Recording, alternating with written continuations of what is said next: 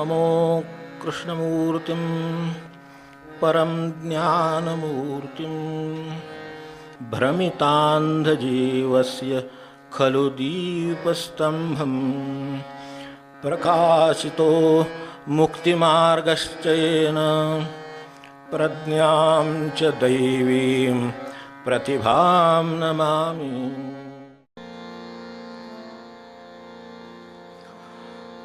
नमो कृष्णमूर्तिं परं ज्ञानमूर्तिं नमो कृष्णमूर्तिं परं ज्ञानमूर्तिं भ्रमितान्धजीवस्य खलु दीपस्तम्भं भ्रमितान्धजीवस्य खलु दीपस्तम्भं प्रकाशितो मुक्तिमार्गश्च येन प्रकाशितो मुक्तिमार्गश्च येन प्रज्ञां च दैवीं प्रतिभां नमामि। प्रज्ञां च दैवीं प्रतिभां नमामि। प्रज्ञां च दैवीं प्रतिभां नमामि।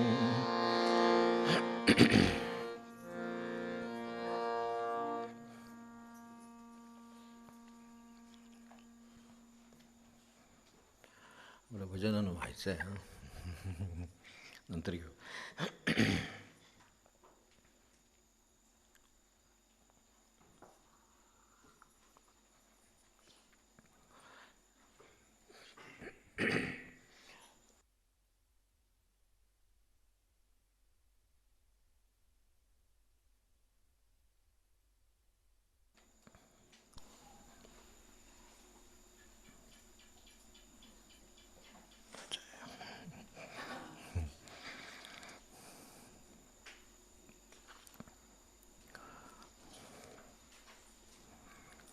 कृष्णमूर्तींना जे कंडिशनिंग आवडत नसे ते काहीतरी केलं पाहिजे त्यासाठी. हे झालं की ते झालं की ते असं काय आपल्याला साध्या भाषेत म्हणजे जपून शब्द वापरायचं तर नित्योपासना नाही करायचे. तर इथेच या अभंगावर आपण आता होतो.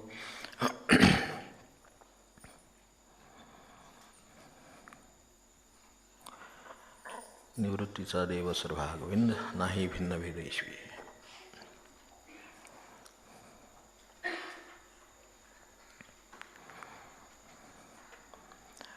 ज्या भयाच्या म्हणजे भीतीच्या चौकटीखाली माणसाचे जन्मापासून मरेपर्यंतचे सर्व व्यवहार होतात त्याबद्दल सातत्याने विचार करण्याची गरज आहे.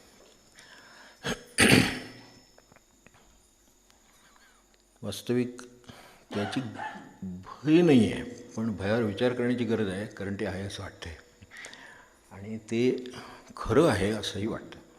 ज्याला भ्रम किंवा माया म्हणतात ती हीच, कारण ती भयापोटी करते सगळं. देवसुद्धा भयापोटी कोणी भजते असं झालं. देव हा प्रेमापोटी भजायचा विषय. तर यात जे म्हटलं ते ज्यातून हे भय उद्भवतं अगदी लहानपणापासून शेवटपर्यंत, तर त्यात जे इथे शब्द वापरला आहे नाही भिन्न भेद विषयी. खरं सांगायचं तर जगामध्ये भिन्नता आणि भेदभाव नाहीच आहे. आम्ही निर्माण करू तेवढे होतील, ते अजून थांबलेले नाही आहेत. अजूनसुद्धा 4 धर्म निघतील, अजूनसुद्धा 4 पंथ निघतील. मान्य आहे देव होणार. पण ज्याला अचूकपणे कळलेलं आहे की काय खरं आहे नाही भिन्न भेद विश्वी हे खरं आहे. आता भिन्नभेदाचा संबंध इथं कुठं आला तर भिन्न आहे म्हणून वेगळा आहे म्हणून तुलनेचा संबंध येतो आणि तुलनेनं भीती उद्भवते. आता एकापेक्षा दुसरी भाजी चांगली आहे की नाही, ताजी आहे की नाही हे ठीक आहे. एकापेक्षा दुसरं वस्त्र अधिक चांगलं आहे की नाही इथपर्यंत ठीक आहे. पण बाकीचे सगळे जे म्हणून भेद आहेत ते सगळे तुलना करायला लावतात माणसाला. आणि मुलांनी विचारलेल्या प्रश्नाला त्यांनी एका ठिकाणी जी चर्चा केली आहे की शिक्षणाचा पायाच मुळात तुलनेपासून आहे. आत घेताना सुद्धा तुलना करूनच घेतो. म्हणजे ती तुलना नुसती बुद्धीचीच असेल असं नाही, सांगता येत नाही. ती कदाचित कोटा मॅनेजमेंट अशी पण असेल, कसली इंटरनल असेल, परीक्षेतनं असेल, काय ओळखीन कशाने काही असेल. पण शेवटी कशाचा तरी भिन्नभेद तिथं सुरू होतो आणि तो माणसाचा पाठलाग करतो. आणि त्यामुळं पायापासून, कारण शिक्षण हा पाया आहे, त्याच्याही अलीकडे पाया आहे तो घरात. मग त्यातसुद्धा तो कसा वागतो बघ. 2 भावंडं असेल ते कसं वागतं बघ. इथून सुरूच आहे सारखं. त्याच्याकडे बघ. आता आपल्या घरात एकच मूल असेल तर दुसऱ्या घरातल्या मुलाकडे बोट दाखवेल, तो कसा. आता काय नाही आहे, सुदैवाने एकच आहे तर त्याला वाढू दे एकट्यासारखं. तसं नाही होत. ते कसे वागतात बघ, ते कसे क्लासला जातो, त्यांना कसे बारकं पडतात बघ. हे जे सगळं आहे हे सगळं भिन्नभेद करणार आहे. म्हणाल ह्याच्याशिवाय प्रगती होत नाही वगैरे वगैरे म्हणतात. पण हे करून किती जणांची प्रगती झाली आहे ते त्यांनी सांगावं. आणि प्रगती झालीच असेल तर ती हे केल्यापोटी झाली असेल तर ती खरी नाही आहे. तसं तर मनुष्य देवळात जाताना सुद्धा आवरून जातो, बाहेर जाताना लग्न समारंभाला आवरून जातो, कार्यक्रम असला कुठं काय संध्याकाळी ते काय आपलं म्हणतात ते रिसेप्शन वगैरे असलं, स्वागत समारंभ असला तर तिथं आवरून जातो. तर तो आवरूनच गेलेला असतो. आता तिथे तो छान असणार, कारण तुलनेनं आपण छान असलं पाहिजे असं त्याचे ठरलेलं आहे. त्यामुळे नेहमीचा जो तसा आहे तसा तो तिथे असणार नाही. आणि तसा तो आहे असं जर आपण कायमचं समजून चाललो समजा, की तिथे गेल्यानंतर कसं एखाद्या धार्मिक ठिकाणी गेलं तर अगदी चहाची लई नसली तरी तुम्ही म्हणता नाही तुम्ही घ्या ना, तुम्ही घ्या, तुमचं होते माझ्या. ते जे सगळं आहे ना हे तिथे आहे. त्याला घरात म्हणू दे. पत्नीनं चहा केला आहे, मग तुम्ही घ्या, मग मी घेतो, तुम्ही किंवा काय तू काय असेल ते तुम्ही घ्या. तुम्ही ते म्हणणं चांगलं अलीकडे तर तुम्ही घ्या, किंवा तरी त्याला अरे तू घ्या असं म्हणणं, म्हणजे जे काय असेल ते. तर ते जे असेल ते म्हणणं हे अधिक चांगलं. पण तसं नाही होत. ते तिथं सगळं काय ते तिथे आणलेलं असतं. ते तुलनेनं बरं दिसावं म्हणून ते केलेलं असतं. मग असं त्याचं किती काय टिकणार, तिथे तो किती वेळ राहणार, तेवढा वेळ टिकणार. उपासनेला आपण नाही का आवरून येतो, मग तसं हे आवरून आलो हे एवढाच वेळ टिकणार. ह्यानंतर जसे आपण खरे आहोत तसे असणार. मग जसे खरे आहोत तसंच असावं, पण ते त्याच्यातल्या तुलनेत बरोबर दिसलं पाहिजे याच्यासाठी ते करायचं आहे. मग ते तात्पुरतं राहील, ते टिकाऊ नाही. म्हणजे हुशारी आली तरी तात्पुरती ते परीक्षेपुरती आलेली असते, आणि तीसुद्धा त्या मार्कांपुरती आलेली असते. त्यात काय पडणार काय नाही, कोणी काय इंडिकेशन दिलं असलं समजा तर आणखीन चांगलं. आधी ते, आणि सर्वसाधारणपणे अशी पद्धतच आहे अलीकडे की तिथे आधी सांगतात तुम्हाला साधारण हे येण्याची शक्यता आहे. आता शक्यता आहे याच्यावर मुलं इतकी हुशार आहे की त्यांना कळू शकतं तेवढं. कत्ते कसेल शब्दात सापडतील नाही का, आणि बरोबरच आहे. तर तसं येण्याची शक्यता आहे म्हणलं की त्याच्यावरती ते भर देतात. त्याच्यातच 1-4-5 प्रश्न विचारतात, चांगले पडतात. मग त्यामुळे तुलनेनं यांचा निकाल अधिक चांगला लागतो. मग तुलनेनंच पुढं. आणि नाही लागला तर ते भय आहे. समजा नाही बरोबर लागला आणि ह्याने अगदी सगळं नियमाप्रमाणे करायचं ठरवलं तर होतं काय, ते मागे पडतं. ज्यांनी हे सगळं केलं ते पुढे जाणार, त्यांना शबासकी मिळणार, त्यांना चांगलपणा मिळणार, मग हे सगळं असणार. तर मग असं हे स्ट्रक्चर राहिलं आहे सगळं. स्ट्रक्चरल चेंजेस आपण करू किती किंवा नाही हा वेगळा प्रश्न आहे. पण त्या मुलाला काय शिकवावं, त्याने म्हटलं की आम्हाला काय शिकवलं जावं. तर खरं सांगायचं तर ते म्हणले मुलाला समजून घेतल्याशिवाय कधी शिकवताच येत नाही. हा खरा शिक्षणाचा जर खरा पाया असेल तर मुलाला समजून घेतल्याशिवाय शिकवता येत नाही, असं कृष्णजींचं म्हणणं आहे. आता इथं कसं असते ते समजून घेणं वेळ. तू इथं बस, तू तिथं बस, तू तिथं बस, तू मागं राहत पुढं राहा, असा कसा आला तसा कसा आला, दप्तर कुठं आहे, काय कुठं आहे, काय ते जे काय असेल ते त्या शिस्तीत त्या मुलाच्याकडं नाही आहे कोणाचं लक्ष. प्रश्न शिस्तीचा आहे, प्रश्न कुठे बाहेर दंगा न होण्याचा आहे, त्यासाठी भीती दाखवण्याचा आहे. आता भीतीसुद्धा पूर्वी म्हणजे काय सणसणीत भीती होती, आता हळूहळू असते. पण तरीसुद्धा कारण त्याच्यावर बंधनं आली, तर त्यामुळे ती तशी नाही, पण ती आहेच. कारण त्यांना माहिती आहे ह्यांनी छडी नाही मारली ते 2 मार्क कमी देतील. म्हणजे काय शेवटी ते जरा भीती न ती. मग त्यामुळं शेवटी त्या भीतीचा वावर होतो. आणि मनुष्यसुद्धा तसाच तुलनेने भिन्नभेदाने भीतीने असा वावरत शेवटपर्यंत जातो. मग काय करावं असं ते म्हणले, समजून घेतल्याशिवाय. मुलांची ज्या अर्थाने खरी प्रगती व्हायला पाहिजे ती का होत नाही, तर त्यांना कोण समजून घेतच नाही आहे. त्यांनी काय करायचं ते आम्हीच ठरवलेलं आहे. आता बरोबर आहे, अभ्यासक्रम आहे, मान्य मला, पण त्या अभ्यासक्रमात जरी हे करा असं लिहिलेलं असलं तरीसुद्धा मुलांना समजून घेऊ नका असं काही लिहिलेलं नाही आहे. आपल्याला बसवायचं आहे का नियमामध्ये, तर नियमात बसवा म्हटलं तर, की हे जे काय आहे ते सगळे आम्ही केलेलं आहे. कृष्णजींच्या शाळा होत्या त्यामध्ये हे सगळं एकदम 9वीपर्यंत हे सगळं, आता ती आलीच आहे परवानगी, तसं एकदम 10वीला आणून त्यांना बसवा. त्यांना 10वीच्या वेळेला जे काही तिथं लागणार तेवढं ह्यांना येत असलं म्हणजे झालं.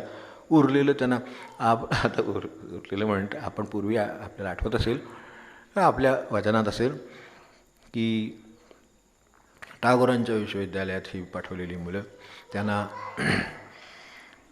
बघायला त्यांचे पालक आले. टागोर तिथे एका आरामखुर्चीत निवांत, बाजूला झाडं पेडं सगळे, आणि अर्थात अशा वातावरणामुळं आकृष्ट झालेले पालक, तर त्यामुळे त्यांना तिथे पाठवलेलं. ते बघायला आले भेटीला. एकाचा मुलगा झाडावर बसला आहे, पुस्तक वाचतोय, गाणी म्हणतोय. दुसऱ्याचा तिकडच्या दगडावर बसला आहे, तिथं म्हणत बसला आहे. हे सगळं चित्र बघितलं. अहो म्हणलं इथे शाळा ही आहे म्हणून आम्ही पाठवलं, ही दगडावर बसले, हे झाडाच्या फांदीवर बसले, ते शेंड्यावर बसले, हे काय म्हणले. अहो ते शिकताय आहेत म्हणले, असं का करतात तुम्ही? ज्या पद्धतीनं काय बाकावर बसून काय कार्यक्रम करून आलात, तर त्यांना आता तुम्ही किती सुखी आहात.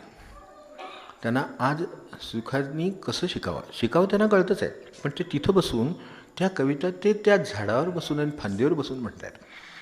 त्यावेळेला बरोबर असलेल्या पक्ष्यांची जाण त्यांना आहे, आकाशाची जाण त्यांना आहे, इतर झाडांची जाण त्यांना आहे.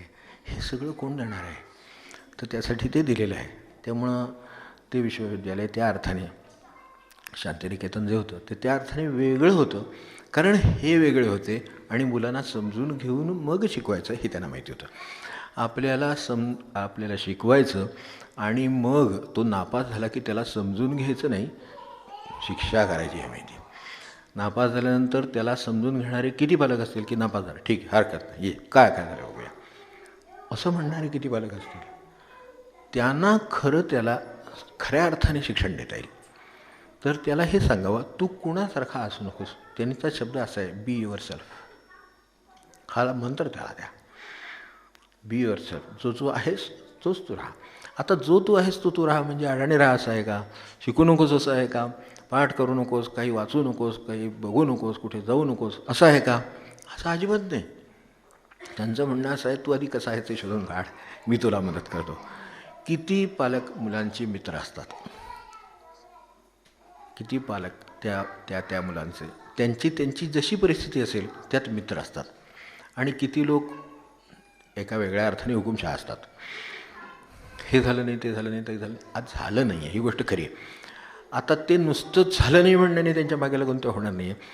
का झालं नाही याच्यासाठी त्यांच्याशी संवाद करणारे जे असतील त्यांना काहीतरी थोडं कृष्णमूर्तींचं म्हणण्याचा भावार्थ कळलेला आहे.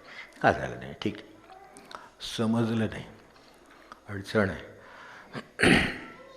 आता समजलं नाही. एक खूप पूर्वी एक गोष्ट माझ्या पाहण्यातली सांगितलेली होती, आपल्याला ती आठवते असेल कदाचित, की ते वडील पहिल्यांदा शांत चित्ताने मुलाला पाढे शिकवत होते. पाढे म्हणजे 1 2 3 4 चालू, या वयाची गोष्ट. ते 1 2 3 4, मग 1 झालं, 9 झाला, 10 झाला, मग 10पर्यंत अंक झाल्यावर 11चे अंक सुरू झाले. 11 12 13, एकावर एक 11, एकावर एक 11 पाठ करायचं असायचं पूर्वी. आता तसं काय पाठ करायचं वगैरे काय जरा कष्ट पडतात, तर त्यामुळे आणि पुढं कॅल्क्युलेटरच वापरायचे असतात, त्यामुळे तोही प्रश्न नाही. तर एकावर एक 11 वगैरे असं, एकावर एक 11 मग एकावर एक 11 काढ, एकावर एक 11, एकावर एक 11. मुलगा काय ते काढायला तयार होईना. हे एकावर एक 11 मी तुला एकदा सांगितलं काढ म्हणून तू काढत का नाहीस? तुझं अभ्यासात लक्ष नाही, तुझं बाहेर लक्ष आहे, तुझा अमुक आहे, तुझं तमुक आहे. खूप रागावल्यानंतर त्याने तो रडायला लागला. ते रडायला लागल्यावर त्याने त्याला विचारलं की आता ठीक आहे, म्हणजे कुठेतरी लक्षात आलं की काहीतरी चुकतं आहे. म्हणून त्यांनी त्याला थांबून विचारलं, तू रडतोयस का? तो काही पहिल्यांदा बोलेना. तो रडत म्हटल्यानंतर की अरे सांग, हे समजून घेण्याची गरज कशी असते आणि खऱ्या अर्थानं समजून गेल्यानं खरी प्रगती कशी होते, हे हा प्रश्न आहे. तर तू का नाही काढत आहे? तो म्हणला, तुम्ही तिथं काढून दिले ते एका पुढं एक असं आहे आणि तुम्ही मला एकावर एक साड्या सांगताय. ते काय म्हणावं. मला सुचत नाही काय सांगावं तुम्हाला ते.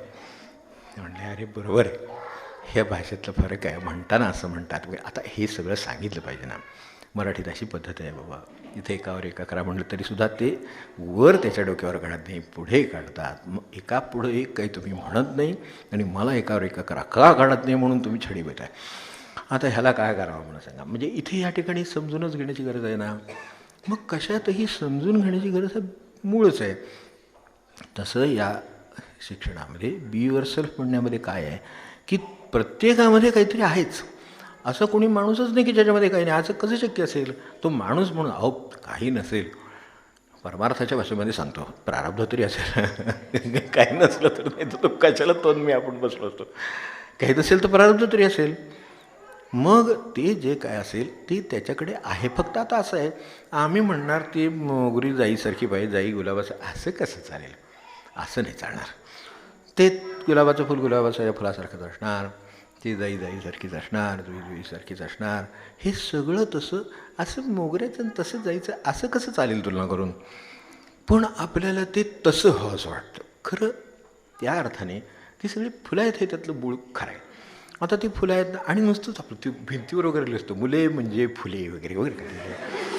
काय काय संबंध आहे का त्याचे. काय आपण वागतो का फुलांसारखं त्याच्याशी. एक फूल हातात दिलं तर अगदी एवढं एवढं मनुष्य अगदी कौतुकानं फिरवलं की नाही हे करतो. पण ते मुलाला त्याला छडी ठेवलेली असते, पट्टी ठेवलेली असते. आणि ही फुल मात्र मुले म्हणजे फुले. ती मग कधीतरी एखाद्या मुलाला लक्षात आलं आणि त्याने विचारलं तर किती अडचणीत यायला होईल मला सांगा मोठ्या नसून. म्हणून समजून घ्या. ते तेवढंच म्हणणं आहे की समजून घ्या. ती बी युअरसेल्फ. तू जसा असशील तसा अस. आता आपल्याकडे इतकी क्षेत्र जीवनामध्ये आहेत. तिकडे आर्मीत लढणारे लोक आहेत, त्या समुद्रात पोहणारे लोक आहेत, काय असंख्य गोष्टी आहेत जगामध्ये आहेत. ह्यापासून ते आपल्याला जे वाटतं ते काय, ते जास्तीत जास्त पगार देणारे कुठले कॉम्प्युटर आमकं थमकं काय वेगवेगळ्या काळात वेगवेगळं होतं. हे सगळं आहे, न्यायव्यवस्था आहे, हे आहे, संरक्षण आहे, इकडे समाजाकडे सगळे सगळ्या गोष्टी. मग इतक्या क्षेत्राला काही एकाच तऱ्हेचं माणूस लागेल का. जो लढायला जाणार तो लढायला जाणार आहे, जो शिकवणार आहे तो शिकवणार आहे चांगल्या तऱ्हेचा, जो इकडची सामाजिक कार्य करणार आहे तो ते करणार आहे, समाज कल्याणात तो ते काम करणार आहे. जिथे जिथे जे जे तिथे तिथे तशी गरजच आहे. मग तितके प्रकार, जितक्या अर्थाने प्रकार ठेवले तितक्या अर्थाने त्याचे पण ठेवडीचे प्रकार ठेवलेत, ते शिकून घ्यावे. आणि ते जर शिकले गेले तर त्याला काय नक्की जमणार आहे आणि काय हवं आहे हे नीट सांगता येईल. पण एवढा पेशन्स नसतो.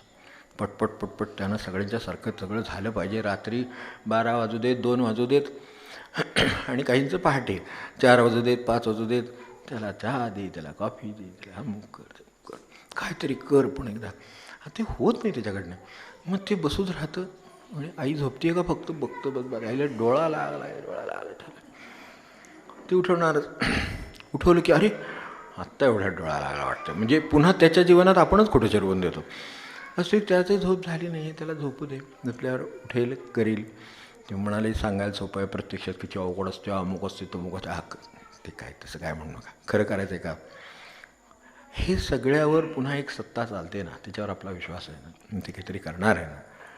मग तुम्ही सत्तेला तुमच्या मनासारखं करायला कसं सांगू शकाल. भीती दाखवणं काय, बाळगणं काय आणि करणं म्हणजे सत्तेला आपल्या मनासारखं बघायला लावण्यासारखं आहे. सत्ता कधीच आपल्या हातात सापडणे. आकाश नाही सापडत, सत्ता काय सापडते. बरोबर आहे ना. मग इतकं सगळं आणि इतकं सगळं समजून घेण्यासाठी मग मुलांचे हाल का होतात तो प्रश्न आहे. तर हे करायला काय हवं. हवं तसं वाग याचा अर्थ नाही. तू जसा आहेस तसा राहा असा त्याचा अर्थ नाही. हे लक्षात ठेवा की आहेस तसा राहा. अभ्यास करू नको कोणी म्हणलेलं नाही. कृष्णमूर्तींसारखी माणसं ही जन्मापासून जिथं कळतं आहे तिथपासून अभ्यासच करतायत. फक्त त्यांचं म्हणणं सगळ्यात पहिल्यांदा आधी स्वतःचा अभ्यास करायचा, मग बाकीचे करायचे असतात. आपण सगळ्या जगाचा अभ्यास करतो आणि स्वतःचा अभ्यास करायचा राहतो. म्हणून म्हातारपणीसुद्धा दुःखात राहतो. याचं कारण काय. घरात शांतता नाही. याचं कारण काय. तो स्वतःचा अभ्यास केलाच नाही आहे. काय कशाने दुःख निर्माण कशानं होतं आहे हे कुठे असणार आहे. ते बाहेर थोडंच असणार आहे, आत असणार आहे. तर ते आत असणार आहे ते शोधतो आहे, त्याला ते सापडेल. भक्ती करू देत. अगदी तो भक्ती करतो कशासाठी करतो आहे. शोधू देत ना आत. त्यातून काही उबाळा आला आहे का, जिव्हाळा आहे का, प्रेम आहे का, देवाबद्दल कृतज्ञता आहे का, आदर आहे का. हे जर असेल तर ती भक्ती खरी आहे. मग ती तुम्हाला एका चुटकीसरशी भगवंत देऊन जाईल. पण नाहीतर जन्मोजन्मी प्रदक्षिणा कोडी गाभारी जाईल तसं होईल. तेव्हा स्वतःला शोधावं, त्यामध्ये निर्भयता बाळगावी. स्वतःला शोधताना त्याचा असं आढळेल की ही गोष्ट चुकीची आहे माझ्या स्वभावामध्ये, हरकत नाही, तुला सापडली ना ती आता आपण त्याचं काय करूया, तुम्ही सहभागी व्हा ना, असं त्यांचं म्हणणं. पालकांनासुद्धा ते बोललेत त्याच्यामध्ये की तुम्ही सहभागी व्हा ना, त्याच्यावर का सोडून देता, तुला शोधायला नको, तुला शोधायला नको, त्याचं त्याला शोधलेलं आहे. आता त्याला बाहेर कसं पडायचं कळत नाही, ठीक आहे, तो खड्ड्यात पडला आहे म्हणून आपण काय वर्ण बघत बसायचं का आता कधी वर येतोस, हात द्या ना, तेवढं शक्य आहे व्यवहाराच्या दृष्टीनं. त्याला बाहेर यायला हात पाहिजे. मग त्याला कदाचित तो ह्या भीतीमुळं असेल, बाहेरच्या लोकांच्या प्रतिक्रियामुळं असेल, कशामुळं असेल, त्याला त्या मदतीची गरज आहे, तर ती त्याला देणं हेच आपलं खरं काम आहे शिक्षणातलं किंवा घरातलं किंवा कुठे असेल तिथे. मग आता ही जे आहे ते कोण देणार, ते इथे जे म्हटलं आहे खऱ्या अर्थाने त्या अर्थाने भेद नाही, पण भेद करतो आपण यशस्वी अयशस्वी, श्रीमंत गरीब, किती प्रकार आपण करून ठेवले. ही भय आहे. तसं असं समजू नये की गरिबांना काही श्रीमंताचं भय आहे, श्रीमंतांना पण गरिबाचं भय आहे. कारण त्याच्या घरी कोण येणार राहतं तिथं, तेच येणार पुढे आले तर, सोबतीला नव्हे. तर हे भय ह्या भेदातून निर्माण झालं. जो कोणी गरीब आहे त्याला त्या श्रीमंतातलं जर दिलं गेलेलं असेल तर त्या गरिबापासून त्या अर्थाने भय नाही, मदत आहे. ते जागतात. आपण पहा की अशा मनापासून केलेल्या मदतीला कुठलाही मनुष्य, गरीब असो श्रीमंत असो, जागतो. पण ती मदत तो एक आहे म्हणून समजून केली तर, उपकार करता येत्या भाषेत नाही, एक आहे आपण म्हणून समजून केली तर, माणूस म्हणून तोही एक आहे आपणही एक आहे असं झालं तर, तेव्हा या अर्थाने आपण त्याच्या काय असेल ते करावं. आता त्याने एकदा विचारलं की हे ते म्हणजे खरं काम मग नेमकं कोणतं आहे, तर माणसाला भयमुक्त करणं हे खरं काम आहे म्हणले जगामध्ये. आणि बरोबर आहे. जर भयमुक्त असेल, मी मागे एकदा आपल्याला दिलं होतं, ज्या टायपिंगच्या परीक्षा गेल्या काहीतरी मागच्या शनिवारपासून बंद पडल्या म्हणण्यापेक्षा गव्हर्नमेंटनं ठरवून टाकलं आता घ्यायच्या नाहीत. आता काही वर्षानंतर त्या घेणार आहेत बरं, काहीही सांगतो. कारण आपल्याला माहिती आहे संरक्षण खात्यातली जी माहिती आहे ती जी गेली, ज्या तंत्रज्ञानानं गेली, त्यावेळेला संरक्षण खात्यात आता टाईपरायटर दिलेत, कारण त्याच्यातून काय पास होत नाही आहे. माहिती मोठी धक्क्याची आहे पण खरी आहे की तिथे टाईपरायटरवर कार्बन लावायचं जर परवानगी असली तर खालच्या याच्यावर काय असेल ते उमटणार, नसेल तर त्या कागदावर उमटणार, बाकी काही तुम्हाला सापडणार नाही. तुमचं संरक्षण खात्याची गुपितं गेली. त्यावेळेला जुने टाईपरायटर, आज जे टाईपरायटर सगळे रेमिंग्टन सगळे टाकले, ते गोळा करून आणून ते बसवायचं चालले, ते महत्त्वाच्या कामांसाठी. आता हे आपल्याला काय सांगायचं कारण नाही त्यांचं, पण ते होतंच कुठेतरी, ते पण कळलं की हे असं चालू आहे, म्हणजे हे पुन्हा होणार आहे. आता त्या टायपिंग ज्यावरनं निघाले तर ते जे बंद केलं, जे हे झालं ठीक आहे, त्या पद्धतीनं शिकण्याचं काम बंद झालं. पण शिकण्याचं काम बंद होत नाही. ह्या पद्धतीनं नाही झालं तर तुम्ही उद्या कॉम्प्युटर टायपिंग कराल, म्हणजे काय कराल, म्हणजे काहीतरी करत राहालच. फक्त करा ते समजून करा. त्याच्यातल्या यशापयशाची भीती बाळगायचं कारण नाही, कारण ह्या प्रत्येक ठिकाणी त्याच्या यशाबरोबर त्याची अपयशाची भीती वावरत असते. भयमुक्त करणं म्हणजे काय की त्याच्यातलं आपल्याला यशाची भीती वाटते का, त्या अर्थाने कधी नाही वाटत. यश म्हणजे नुसता आनंद, सगळीकडून नुसते मेसेज, सगळीकडून हे काय असेल ते सगळं काय पेपर, माहिती, फोटो, अमुक तमुक. अपयशाचं त्याची भीती असते. म्हणून तिथून म्हणजे पहिल्या स्थानावर एखादा गेला तर पहिल्या स्थानावर तरी तो किती काळ राहणार नाही का. कुठेतरी जीवनामध्ये इतकी क्षेत्र आहेत की कुठेतरी पहिल्याचं दुसऱ्या स्थानावर, दुसऱ्याचं असं होणार ना. पण एकदा पहिल्या स्थानावर खेळाडूंचं त्यामुळे काय होतं आपल्याला माहिती आहे, अनेक संगीतकारांचं काय होतं माहिती आहे. कितीही तुम्ही कुठेही पहिल्या स्थानावर जा, तर तिथे गेलं तर ती मैफल रंगली म्हणून ही रंगेलच असं नाही. हे जे काय आहे ह्याचं पण एक भय असतं मागं. हे रंगलं नाही तर, तसं नाही झालं तर. आता ते तसं झालं, त्यांनी ऐकले म्हणून त्यांनी विदागी देऊन एवढं बोलावले, आपल्याला ते रंगवता नाही आलं तर, हे एक सूक्ष्म भय कुठल्याही एखाद्या कलाकाराच्या मनात वावरत असतं की तसं नाही झालं तर. तसं नाही झालं तर काही होणार नाही. तुम्ही तर तसेच आहात. एखाद्या हवा तर काही सारखी नेहमी सारखी थोडीच असते. सकाळची संध्याकाळाने, दुपारची संध्याकाळाने, मग होईल ना. कदाचित ही मैफल नसेल दुसरी होईल. आपण मैफली त्या बिदागीसाठी केल्या आणि त्यांच्यासाठी केल्या तर हे प्रश्न आले. आपण भगवंतासाठी गात असू तर आज भगवंताची इच्छा आहे असं गावं, बस, बाकी काही नाही. काही होणार नाही, ती पुन्हा बोलावतील. अशा घटना घडलेली जे फार मोठे, खऱ्या अर्थानं फार मोठे कलाकार आहेत, त्यांची एखादी मैफिलीला त्यांनी जर सांगितलं आज मला काही गाण्याचं भगवंताची इच्छा दिसत नाही, मी याच ठिकाणी उद्या याच वेळेला गाईन, लोक त्याच वेळेला त्याच ठिकाणी पुन्हा आजार झालेले आहेत, या झालेल्या घटना आहेत. कारण त्यांचं गाण्यावरचं प्रेम आहे त्याच्यामध्ये आतून, हे होणार. तर आज नाही भगवंताची इच्छा नाही होणार, तर ते क्षमा मागतील आणि म्हणतील उद्या या. पण इतपत आपण सौहार्द आहे, इतपत सहकार्य आहे, इतपत समजूत आहे, ही त्या मुलांच्याबद्दल दाखवणार का? तर भयमुक्त करणं, स्वतःला जाणायला शिकवणं, हे खरं काम आहे. आता स्वतःला त्यानं जाणलेलं असेल तर तोच सांगू शकेल ह्याच्याऐवजी मी हे करीन, हां उत्तम, तेच सापडावं अशी इच्छा होती. तू हे कर आणि हे म्हणणं आणि त्यांनी मी हे करू शकेन असं म्हणणं, यामध्ये किती फरक आहे. त्यातला पहिला अथॉरिटी स्ट्रक्चर आहे, सोशल स्ट्रक्चर आहे, आणि दुसरं स्ट्रक्चर आहे की त्यांनी ते करावं. मग आता ते म्हणताना तुम्ही जबाबदारीची कल्पना त्याला देऊ शकता. आता तू हे कर म्हणतोयस तर मग तू हे केलं पाहिजेस मात्र मनापासून. मी हे पत्करलं, मी मनापासून करतो की नाही, तू हे पत्करलं स्वतः मनापासून करशील, करणार म्हणजे करणार. मग तिथे तो यशस्वी होणार. मग ते यशाची कशाला काळजी करते? तू मनापासून त्याला ते करायचं आहे की नाही याची काळजी करा ना. मनापासून करायचं आहे की नाही हे समजून घ्यायला, मन समजून घ्यायला पाहिजे. आणि तेवढी आपल्याबद्दल आपुलकी वाटली पाहिजे. आपल्याबद्दल भीतीच वाटते, ते नाही म्हटलं तर हे काय म्हणतील, त्याच्यापेक्षा मी ते करतो असं म्हणून ते मोकळं होतं. म्हणून भयमुक्त करावं, हा आपल्यासमोर असावं. कृष्णमूर्तीनं त्याच्याही पुढे विचारलं होतं की तुम्हाला मुलगा असतं तर तुम्ही काय केलं असतं, आणि तुमचं त्याच्यावर प्रेम असेल तर तुम्ही त्याच्यासाठी नक्की काय केलं असतं. If it would have been so, असं जर असतं, if I loved my son, असं त्यांना विचारलं. त्यावेळेला त्यांचं एक वाक्य, I would have seen to it that he has no cause for fear throughout his life. एवढं मी केलं असतं. कशाची त्याला भीती वाटू नये आयुष्यभर, याची मी काळजी घेतली असते. इथे तर आमचं सगळं जग भीतीवर झालं. आज आपल्याला जास्त एकदम त्याच्यात खोल जायला नको, थोडं भजन राहिले ते करायचे. मध्ये आज जरा त्यांचे चिंतन केलं, आता परत भजन करू. काय आहे, जीवनाची सुरुवातच या भयात होती. इसाप फार छान सांग, इसापच्या गोष्टी आपल्याला माहिती आहेत. त्याच्यामध्ये आपल्याला एक गोष्ट आठवत असेल तर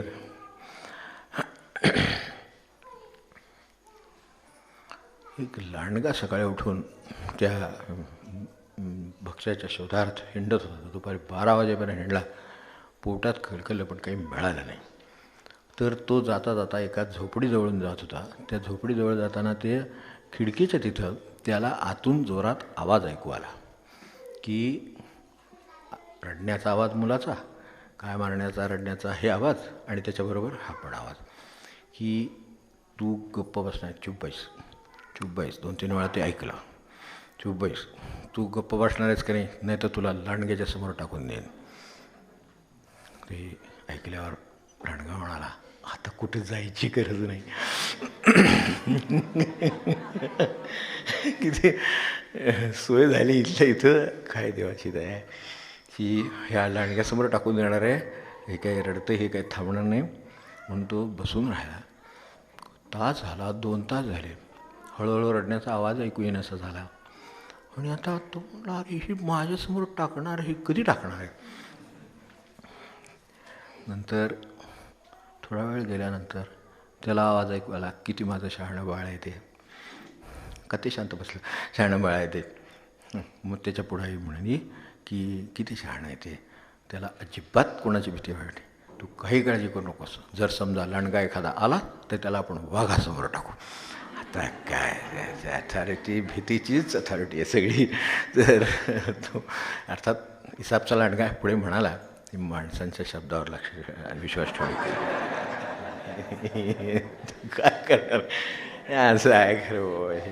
तर असं ते पहिल्यापासून त्याला ते बुवा दाखव, बुवा. त्याला बुवा कशाला काढे बुवा त्याला काय जे हवं आहे ते द्यावं, नाही तर देऊ नये, समजून घ्यावं, फिरून आणावं, काय करावं. पण ते बघल बुवा, द्यामुक, द्या अंधार, आणि हे ते त्याला. हा अंधार केवढी माणसांच्या, किती लोकांच्या जीवनात अंधाराची मोठी भीती असते. खरं अंधार म्हणजे फक्त सूर्य तिकडे गेला आहे, थोडा वेळ आपण वाट पाहिजे, एवढं त्यातला विषय आहे. कुठे काय बदलतं मला सांग, काय नाही. झाड आहे त्या जागी, घर आहे त्या जागी, गाडी आहे त्या जागी, सगळं आहे त्या जागी आहे, पण अंधार भीती निर्माण. एकदा माणसाच्या डोक्यात भीती बसली की बसली, तो अंधाराला घाबरतो. असं व्यक्ती तसंच असतं खरं सांगायचं. पण ह्या अंधाराने माणसाला भीती निर्माण. ती बघ बाहेर कसला अंधार, त्याला कशाला, ती एक तुम्ही घाबरताय आणि त्यात आणि त्याला घाबरवणार आहे.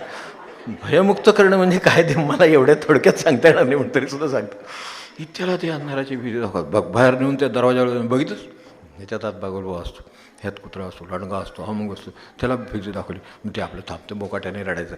पण ते थांबलेलं आहे, ते खरं थांबलं आहे का, ते भीतीपोटी थांबलं, कारण आज सुरक्षित वाटते त्याला, म्हणून तिकडच्या भीतीपोटी ते म्हणतात तिकडे जाण्यापेक्षा आपलं गप बसलेलं बरं. आणि खरोखरच आईन नेऊन ठेवला अंधारात, आपल्याला काय, मग ते लहान आहे, त्याला काय कळत नाही, ती भीतीपोटी तसं करतं. तशी भीती दाखवली जाते.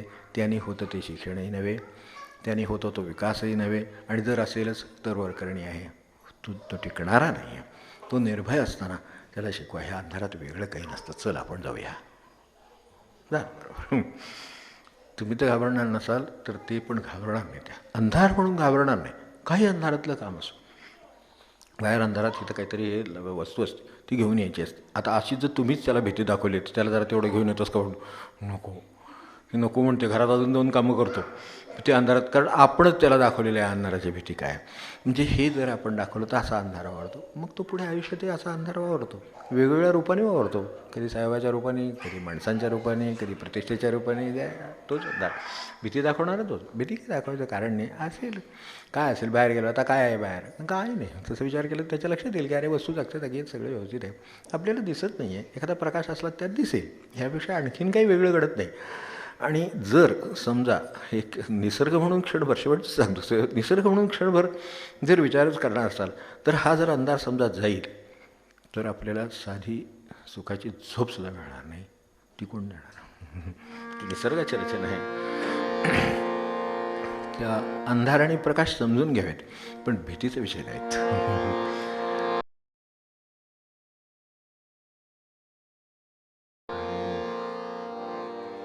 नाही भिन्न भेद विश्वी विश्वी.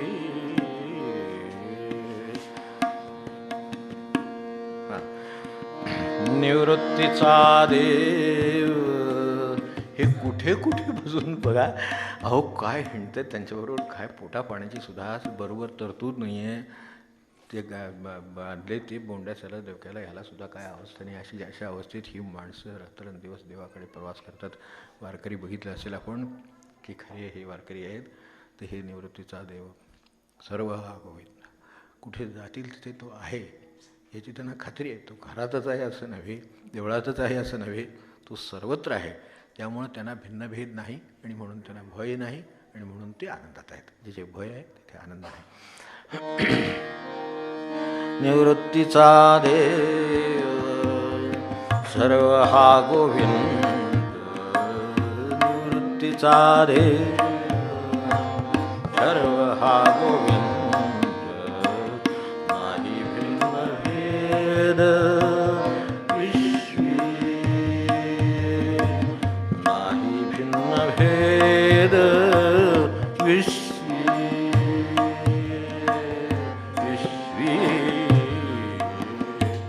हरि विण व्यर्थ आचार समर्थ, हरि विण व्यर्थ आचार समर्थ, हरि चित हरे जना, हरि चित हरे जना. हरि विण व्यर्थ आचार समर्थ, हरि विण व्यर्थ आचार समर्थ, हरि विण व्यर्थ